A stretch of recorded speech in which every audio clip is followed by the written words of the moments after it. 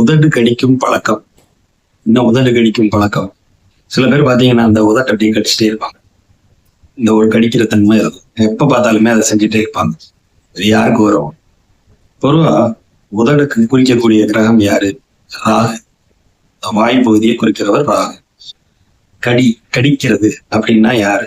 அந்த எந்த காரகத்துக்குள்ள வரும்? செவ்வாய். ஏன்னா அதுக்குதான் செவ்வாயை வந்து பல்லுக்கு காரகிரகமா வச்சாங்க.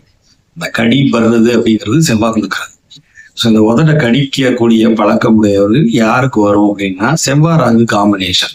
செவ்வாய் ராகு சேர்ந்திருக்கிறது, செவ்வாய்க்கு திரிகோணத்துல ராகு இருக்கிறது, இல்ல செவ்வாய்க்கு கேந்திரத்துல ராகு இருக்கிறது, இல்ல செவ்வாயோட நட்சத்திரத்துல ராகு இருக்கிறது, ராகு நட்சத்திரத்துல செவ்வாய் இருக்கிறது.